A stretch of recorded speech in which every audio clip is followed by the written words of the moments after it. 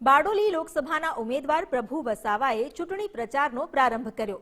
પ્રચાર પહેલા નિવાસસ્થાને પરિવાર સાથે ભગવાનની પૂજા અર્ચના કરી। પ્રભુ વસાવા પોતાના પૈતૃક ગામ સઠવાવ પહોંચ્યા। સઠવાવ ખાતે સ્વર્ગસ્થ માતા પિતાની પ્રતિમાના દર્શન કર્યા। કાર્યકરો સાથે પ્રભુ વસાવાએ ચૂંટણીના પ્રચાર પ્રસાર શરૂ કર્યા। લોકસભા મતવિસ્તારમાં સમાવિષ્ટ સુરત અને તાપી જિલ્લાના ગામમાં પણ પ્રચાર કરવામાં આવશે। ભાજપે પ્રભુ વસાવાને સતત ત્રીજી વખત લોકસભાની ટિકિટ આપી છે।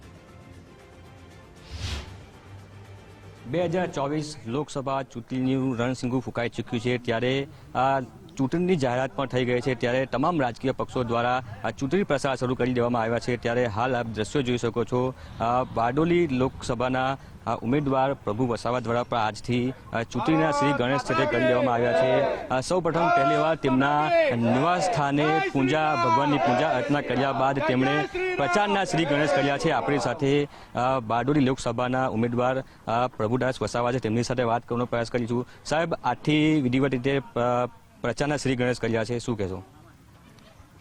આજે બારડોલી લોકસભાના ભારતીય જનતા પાર્ટીના ઉમેદવાર તરીકે ઘરેથી પૂજા અર્ચના કરીને હનુમાન દાદાના દર્શન કરીને આજે અમારા સઠવાવ ખાતે મારા માતૃશ્રીના આશીર્વાદ લીધા છે અને મારા પિતાજીના સ્મારક પર આશીર્વાદ લઈને, અને કહેવાય છે કે આ જગતમાં મા બાપથી મોટા કોઈ આશીર્વાદ નથી, ત્યારે માતૃશ્રીને પગે પડીને શુભેચ્છા શ્રીફળ સાથે આજે હું વિધિવત રીતે ચૂંટણીના પ્રચારના શ્રી ગણેશ કરીને મારી લોકસભાનું પહેલું ગામ અને મહારાષ્ટ્રની બોર્ડર એવું કુકરમુંડા તાલુકામાંથી આજે ચૂંટણીનો પ્રચાર પ્રસાર હું આજે કરી રહ્યો છું।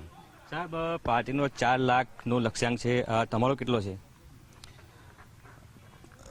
આપણા નરેન્દ્રભાઈ મોદી સાહેબની વૈશ્વિક આભાને અનુરૂપ ઐતિહાસિક રેકોર્ડ સાથે આ વખતે દરેક લોકસભા 5 લાખથી વધારે મતોથી જીતવા માટે આદરણીય પ્રદેશ અધ્યક્ષ સી.આર. પાટીલ સાહેબે જે આહવાન કર્યું છે અને જે રીતે પાર્ટીની માઇક્રો પ્લાનિંગથી જે પ્લાનિંગ કર્યું છે, અને આ 10 વર્ષમાં કેન્દ્ર સરકાર દ્વારા રાજ્ય સરકારના સહયોગથી જે પ્રજા કલ્યાણના કામો થયા છે, ત્યારે આ જોતા અમારા આદિવાસી સમાજના પણ મોટા ભાગના આશીર્વાદ નરેન્દ્રભાઈ મોદી સાહેબને અને આ વિસ્તારના પ્રતિનિધિ તરીકે મને જીતાડવા માટે મળશે અને 5 લાખ કરતાં વધારે લીડથી આ સીટ જીતવા માટેની અમે મક્કમતા સેવી છે। સાહેબ, પાર્ટીએ સતત તમને ત્રીજી વખત વિશ્વાસ મૂક્યો અને ત્રીજી વખત ટિકિટ આપી છે, ખાસ કયા મુદ્દાઓ લઈને તમે પ્રજા સમક્ષ જવાના છો?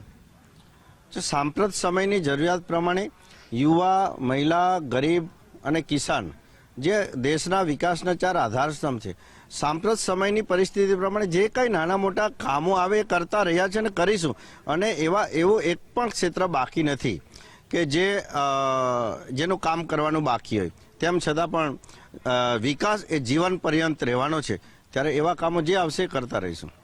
બિલકુલ, આ હતા બારડોલી 23 લોકસભાના સાંસદના ઉમેદવાર, તેમણે 3 લાખથી પણ વધુ લીડથી પોતાનો વિજય સાથે તેઓ વિશ્વાસ વ્યક્ત કર્યો છે। ત્યારે આજથી તેઓએ ચૂંટણી પ્રચારના શ્રી ગણેશ કરી લીધા છે।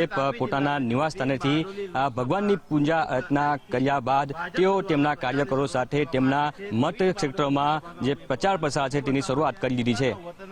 કેમેરામેન વિરલ વ્યાસ સાથે ઉદય જાદવ, ગુજરાત ફર્સ્ટ, સુરત।